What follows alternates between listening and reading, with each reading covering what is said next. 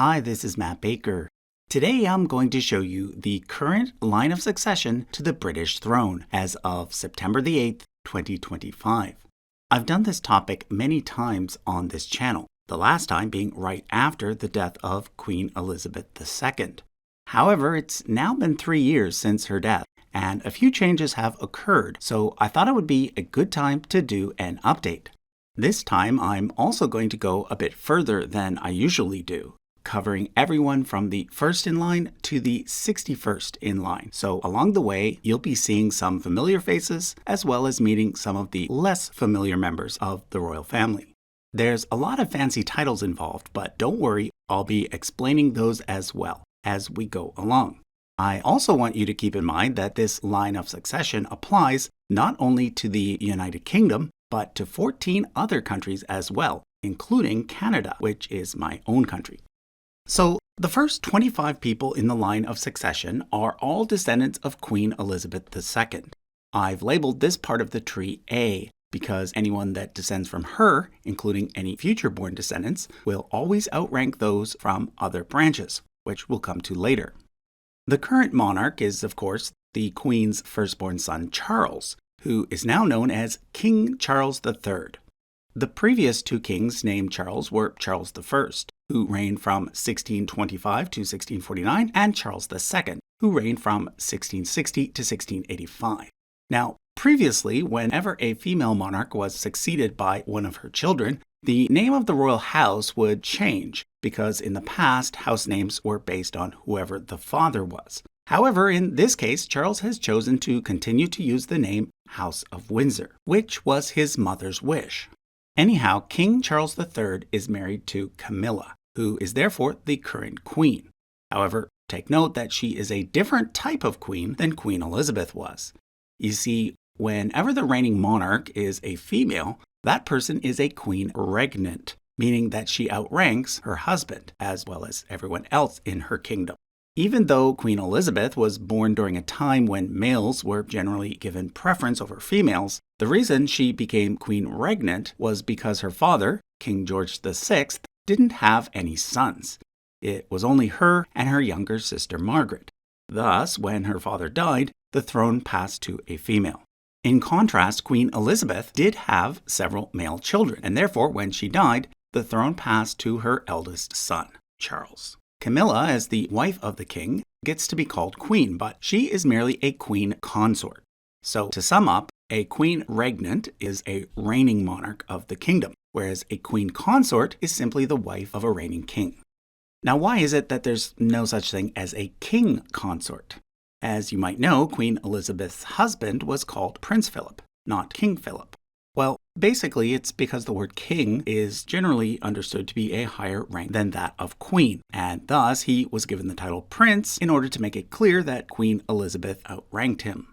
Now, Philip was actually born a prince, being that he was a member of the royal family of both Greece and Denmark. However, just prior to his engagement to the then Princess Elizabeth, he renounced his former titles, and thus for a few months he had none. But then, on his wedding day, he was made Duke of Edinburgh, and 10 years later, he was made a British prince by his wife, who by then was queen. So, in terms of crown symbols, take note that the big one, seen on top of both Queen Elizabeth and King Charles, represents the rank of either king or queen regnant, whereas this one represents the rank of queen consort, and this one represents the rank of prince or princess. Now, back when he was Prince of Wales instead of king, and long before he married Camilla, Charles was married to Diana, who at the time was known as the Princess of Wales. She has this tiara symbol because she was a princess only by marriage, rather than by birth or by special declaration. Now, as I'm sure you probably know, Charles and Diana eventually divorced, and then Diana died tragically in a car crash. Because the former Princess of Wales was and still is a beloved figure in most people's minds, Camilla ends up getting a lot of hate because she's often blamed for breaking up Charles and Diana's marriage. But you see, Charles's history with Camilla actually predates his history with Diana. It is said that he even wanted to marry Camilla way back then, but that the Queen would not allow it. Camilla therefore went on to marry Andrew Parker Bowles, and Charles went on to marry Diana. But of course, in the end, after the death of Diana and after Camilla divorced her first husband, Charles and Camilla were in fact married in 2005. Now, at the time, there was some confusion over whether this marriage to a divorced woman disqualified Charles from becoming king. That's because way back in the 1930s, King Edward VIII gave up his throne in order to marry a divorced woman named Wallis Simpson.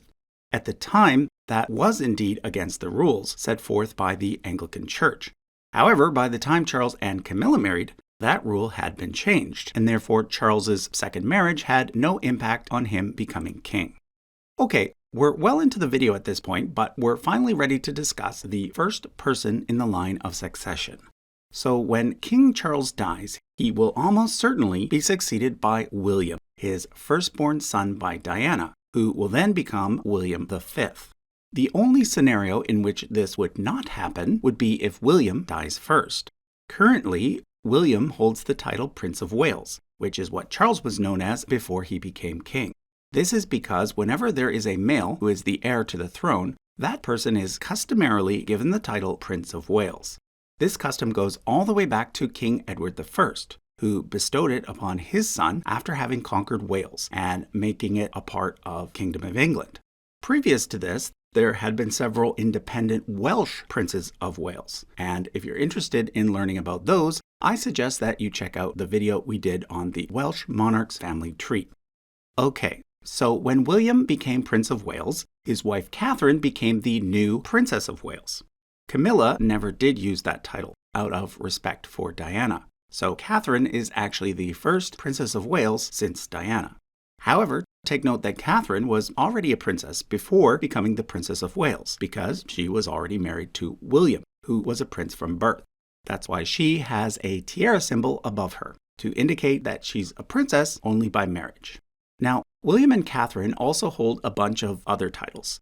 For example, they are also still the Duke and Duchess of Cambridge, which were the titles given to them on their wedding day.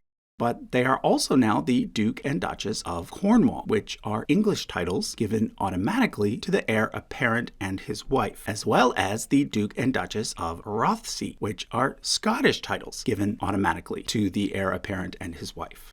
Now, most of the time, the title of Duke is simply a ceremonial one, no longer tied to an actual duchy, a duchy being a parcel of land within a kingdom. However, the Dukedom of Cornwall is an exception to this, in that it is still tied to an actual duchy, the Duchy of Cornwall, which is one of only two duchies that still exist in the United Kingdom. It exists in order to give income to the heir apparent. Now, the only other remaining real duchy is the Duchy of Lancaster, which exists in order to give income directly to the monarch. So, in a sense, Charles III is also the Duke of Lancaster, although he technically can't use that title because one cannot be subordinate to oneself. Now, while I'm on that topic, I should mention that Charles III is also, in a sense, the Duke of Normandy, yet another dukedom that was inherited by the crown long, long ago. Most of what was once Normandy is now a part of France. However, two small islands, Jersey and Guernsey, are still held by the crown. Thus, in those locations, the British monarch is informally referred to as the Duke of Normandy. Now, let's imagine that Charles dies before Camilla and William is now king. What would happen to Camilla in this situation? Well, if this were to happen, Catherine would become the new queen consort, and Camilla would be known as the Queen Dowager. She wouldn't be Queen Mother because she's not William's mom. Okay, so that takes care of the most important person in the line of succession. So who's next? Well, that would be William and Kate's firstborn, George. This is because the United Kingdom uses a system called primogeniture. This means that the line always proceeds down vertically before it moves horizontally. So, in the same manner that the throne would not pass from Charles to his brother Andrew, likewise the throne would not pass from William to his brother Harry. You see, as long as a person in the line of succession has descendants, the throne goes first to those descendants before going to any siblings. What this means, of course, is that very few people on this tree will ever actually become the monarch. Nevertheless, the order in which people would succeed is always maintained anyway, just in case. Currently, because he's a minor, George is simply known as George of Wales being a reference to his father's highest title. Prior to Charles becoming king, George and his siblings were known as of Cambridge instead. Now, let's imagine a scenario in which both Charles and William die while George is still a minor. What would happen then? Well, in this case, Catherine might end up serving as a queen regent. Now, don't confuse a queen regent with a queen regnant. A regent is simply a person who serves temporarily in a monarch's place, in cases where the monarch is too young or too sick or something like that. In addition to this, a special regency council would also be formed. This would normally consist of the next 4 adults along the line of succession, who generally hold the title Councillor of State. However, since Harry does not live in the UK and Prince Andrew is, well, we'll get to that, the 4 that we'd likely see would be Beatrice, Eugenie, Edward, and Anne. Queen Elizabeth made sure to make Edward and Anne councillors of state shortly before her death. Now, what is more likely to happen is that William will one day become William V, and then someday, after several more decades, George, as an adult, will one day become George VII. Okay, number 3 and 4 on the list are George's younger siblings, Charlotte and Louis. And this is where the Perth Agreement of 2011 comes into play. You see, prior to 2011, the UK followed male preference primogeniture, which meant that male children would always come before female children. But under the new rules, whether a child is male or female no longer matters. So Charlotte comes before Louis. However, the new rule only applies to individuals born after 2011. So when it comes to the older people on this tree, males still come before females, as we'll see. Take note that Princess Charlotte has a different symbol than her mother, Princess Catherine. That's because Charlotte is a princess by birth, whereas her mother is a princess by marriage. Okay, we now come to William's younger brother, Harry. For all the Harry fans out there who think that Harry should be next after William, let me remind you once again that if the UK moved to that sort of system, Charles's siblings would have to be placed before both William and Harry, so that would still place Harry at number 5. Now, there's a lot of confusion out there about Harry and his wife Meghan, who is mixed race. That's because there's been a falling out between Harry and the rest of the family, with Harry and Meghan deciding to give up their royal roles and live in the US instead. From Harry's point of view, the decision had to do with the media's negative treatment of his biracial wife, whereas from his critics' point of view, it had more to do with finances and personal ambition. Either way, this does not remove Harry nor his children from the line of succession. That's because the line of succession has nothing to do with a person's role, their titles, their citizenship, or their life choices. It is based on genealogy and genealogy only. Aside from death, the only way a person could be removed from the line of succession would be if the parliaments of all 15 Commonwealth realms all passed a resolution stating that they should be removed. Also, despite what some people think, Harry and Meghan have not lost their titles Duke and Duchess of Sussex, which they received on their wedding day, nor their titles Prince and Princess, Harry being a prince by birth and Meghan being a princess by marriage. The only titles they have lost are the right to be called His and Her Royal Highness, as well as Harry's military titles. Now, what I've just said about Harry also applies to his 2 children, Archie and Lilibet, who, by the way, are his children, despite what some conspiracy theorists say. After all, even the official royal family website lists them in the line of succession. Note that the website also uses the terms prince and princess for them. That's because all children of a monarch, as well as the grandchildren of a monarch in a male line, automatically receive these titles. So, while they were not born a prince and princess, they became so as soon as their grandfather Charles became king. This is in contrast to the 3 Wales children, who did receive those titles at birth due to a special decree made by the Queen. Now, take note that I said grandchildren in a male line. This means that if William and Harry had had a sister, that sister's children would not have become prince or princess. Now, while it's not often pointed out, William and Harry do have a sister, sort of. They have a stepsister named Laura, as well as a stepbrother named Tom, these two being the children of Camilla from her first marriage. But they, of course, are not in the line of succession, nor are Meghan, Catherine, or Camilla herself, because none of these people are descendants of any recent monarch. Okay, since we've now exhausted all of the current monarch's descendants, we now move to the previous monarch's next most senior child, who is Prince Andrew, the Duke of York. Take note that his sister Anne is actually older than him, but he and his younger brother Edward still get to come first because they were all born prior to 2011, when male primogeniture was still in effect. Now, while a lot of people complain about Harry still being in the line of succession, in my opinion, if there's anyone that should be removed, it should be Andrew. That's because it's a fact that he was good friends with the convicted pedophile and child sex trafficker Jeffrey Epstein, and he spent a lot of time at the Epstein residences, where we know a lot of horrible stuff took place. Prince Andrew was even directly accused of raping Virginia Giuffre when she was just 16 years old.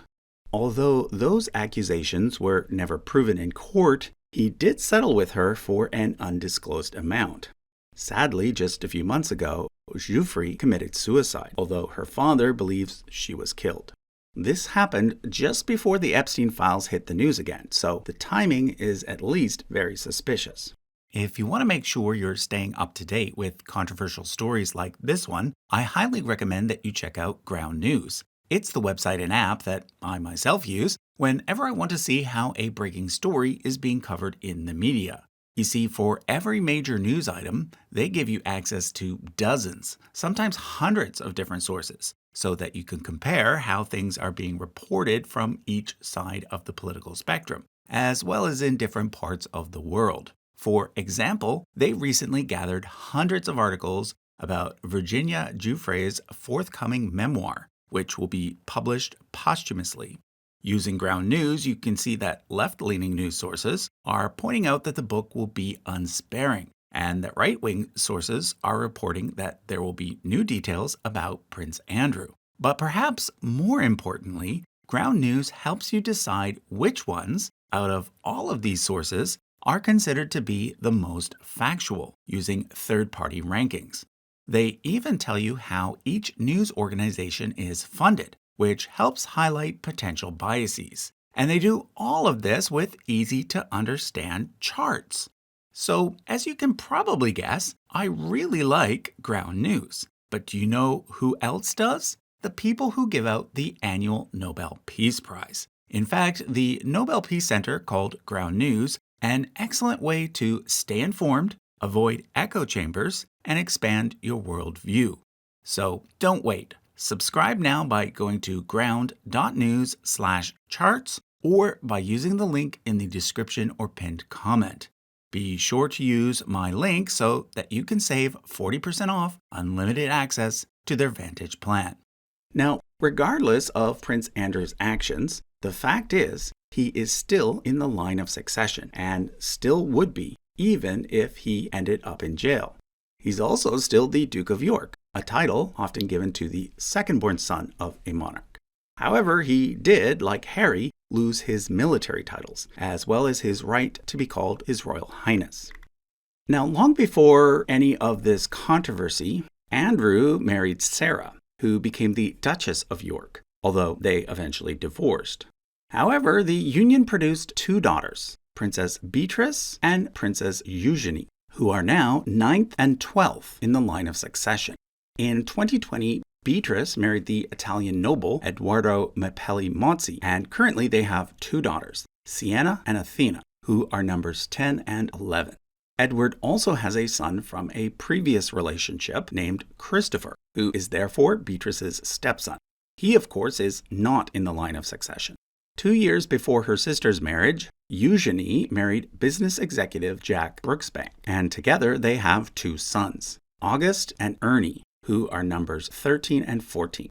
Take note that even if Prince Andrew became king, None of these 4 children would hold the rank of prince or princess, as they would be grandchildren in a female line.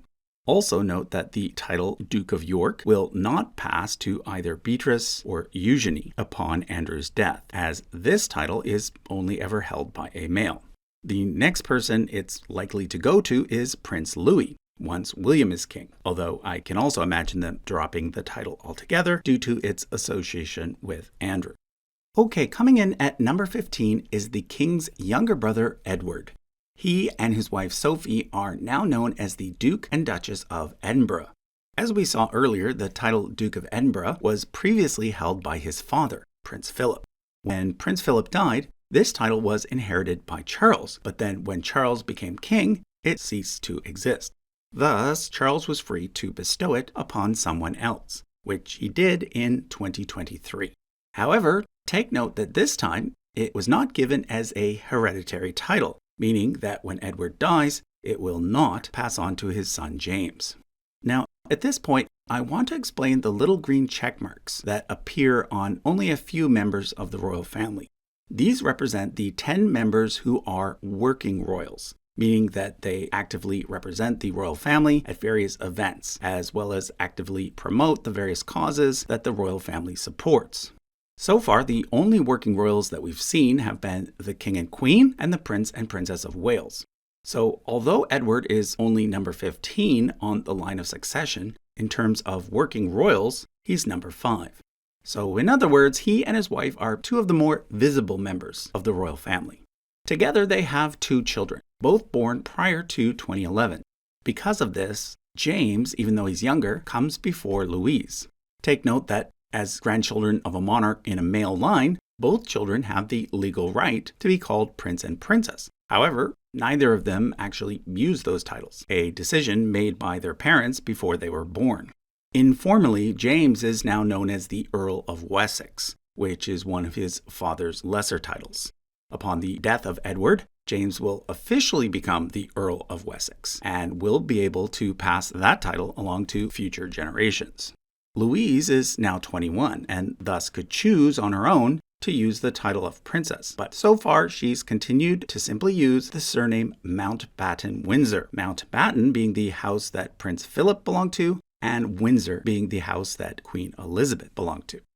We now come to Princess Anne, Queen Elizabeth's second-born child, but who follows her brothers Andrew and Edward in the line of succession, because they were all born when the old rules were still in place.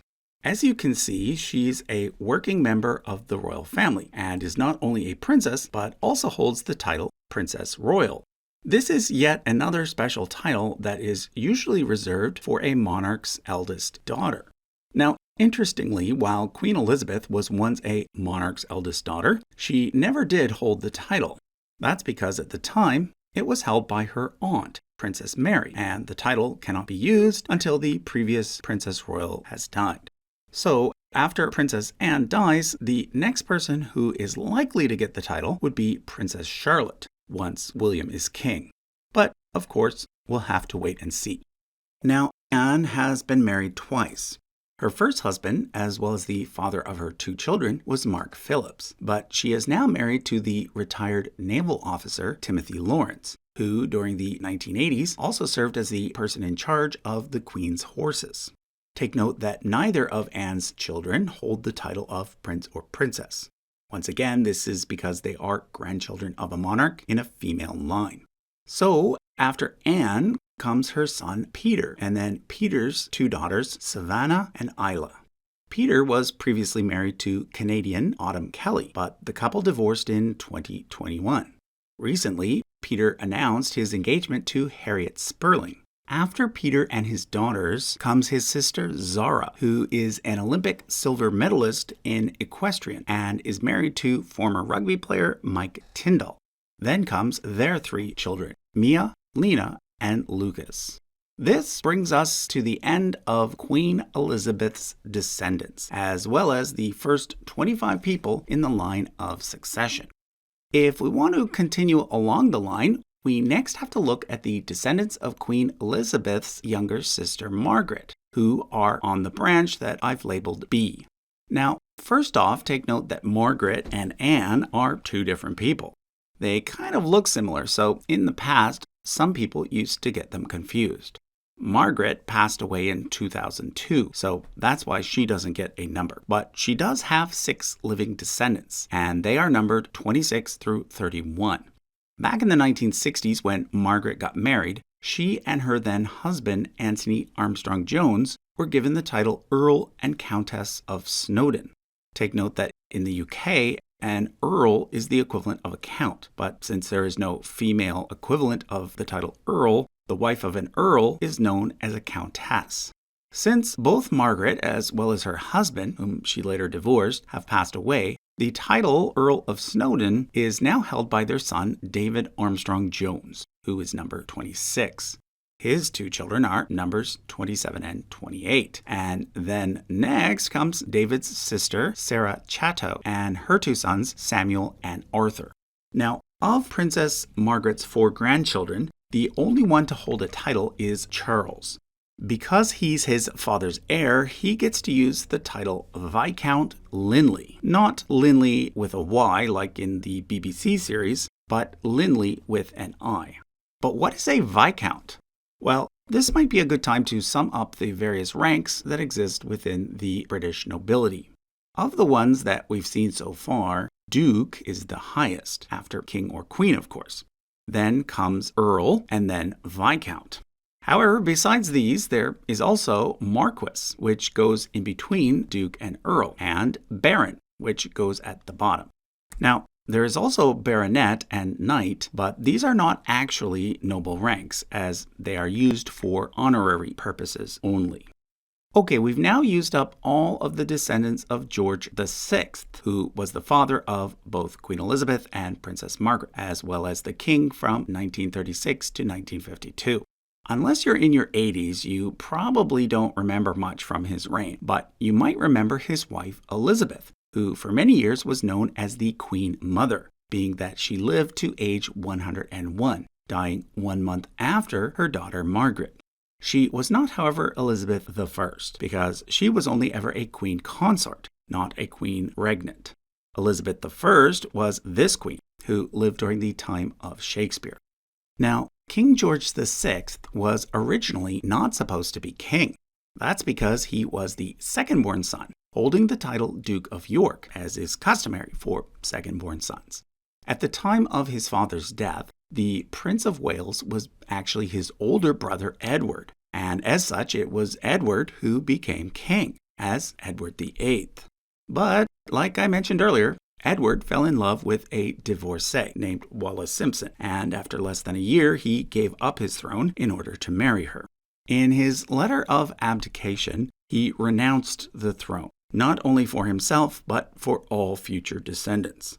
But this part ended up becoming unnecessary because he and Wallis never did have any children. For the rest of their lives, they were known as the Duke and Duchess of Windsor, a title that has now gone extinct. Some say that it's good that Edward gave up the throne because it was rumored that he had sympathies towards Nazi Germany.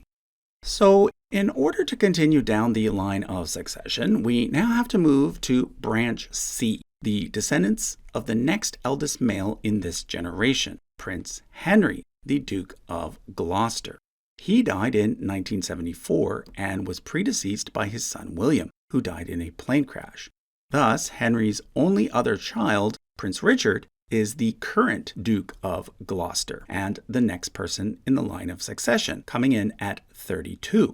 Now, 32 is pretty far down the list, but it's important to remember that at the time of his birth, he was all the way up at number 5.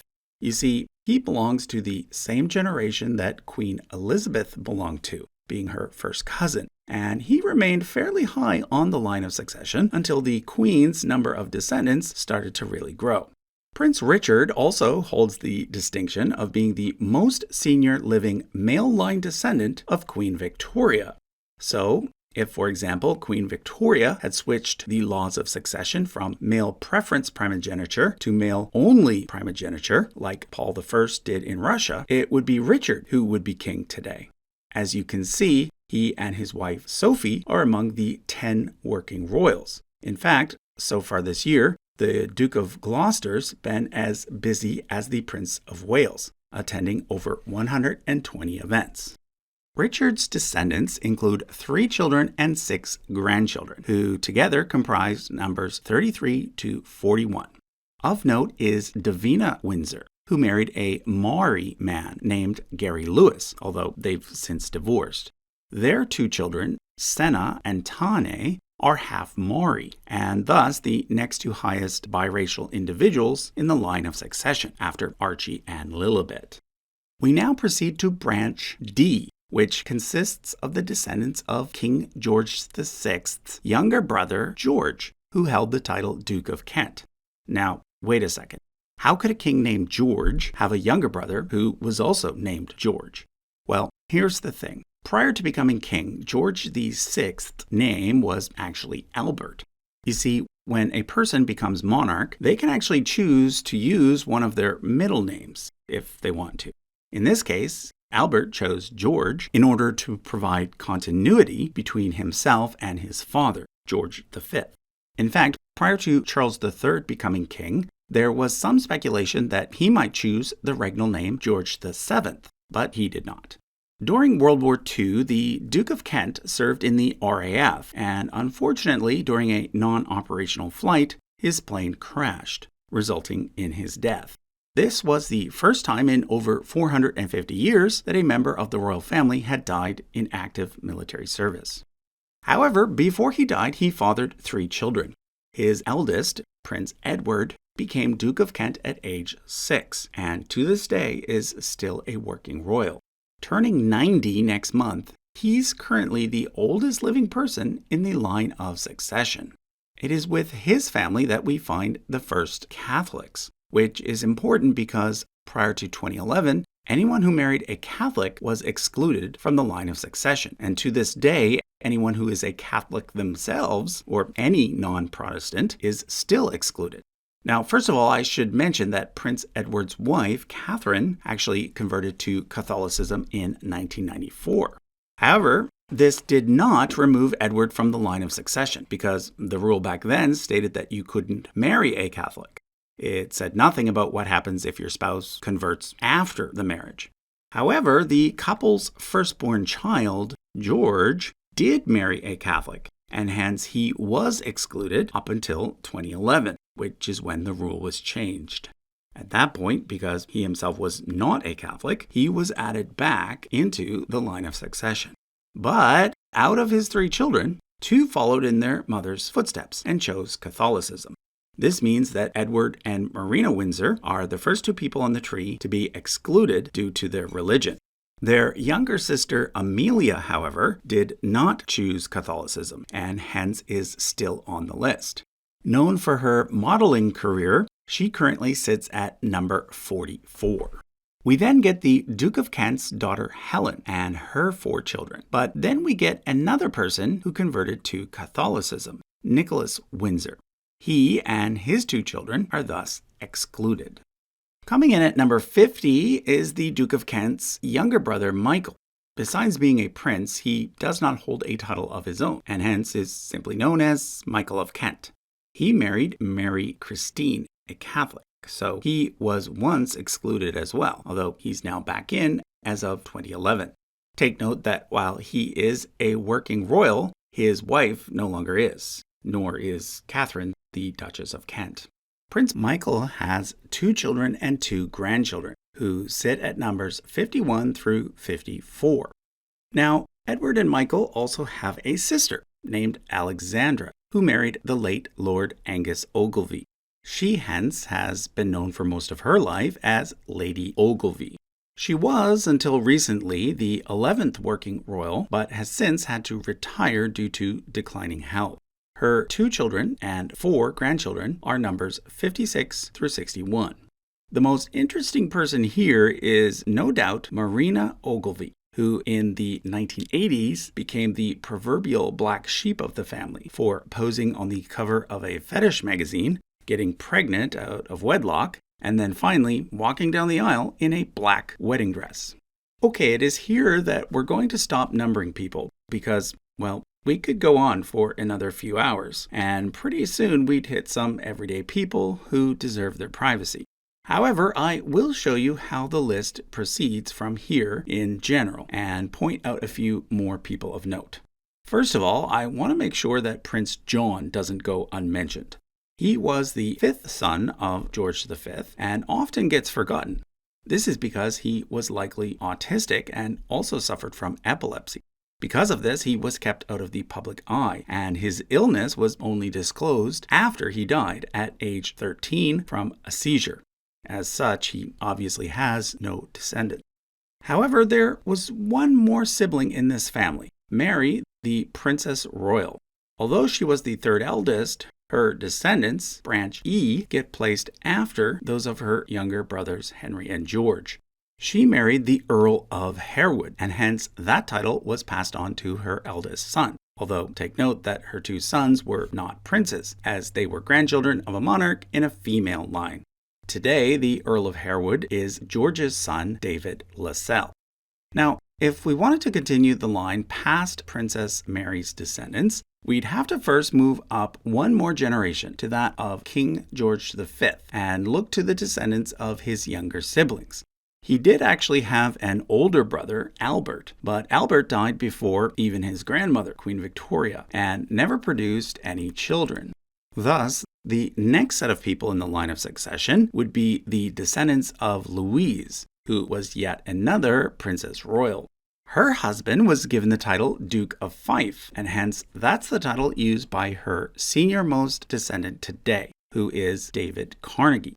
Unless I'm mistaken, he currently sits at number 81. The next sibling in this family, Princess Victoria, never married. So we now move to Maud, which is where things get a bit interesting because she married the King of Norway at the time and hence was a queen consort.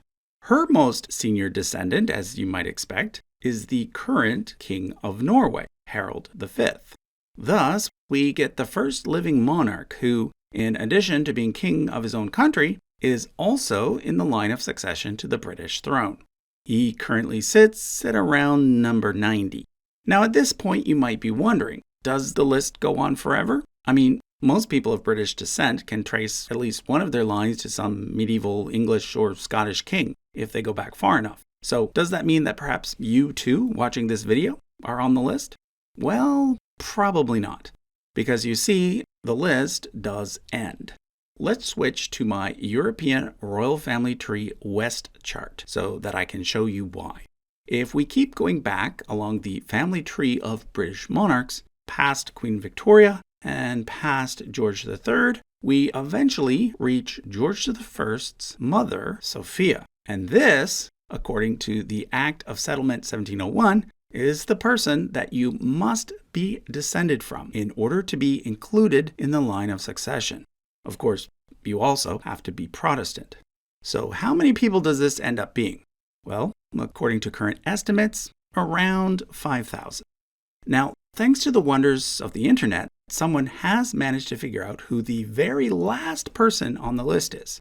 Supposedly, her name is Karen Vogel, and she lives in Germany, although I haven't been able to confirm this or verify that she's still last in line. Before I go, I do want to mention that if you want to get a copy of the chart used in this video, you can download it for free using the link in the description.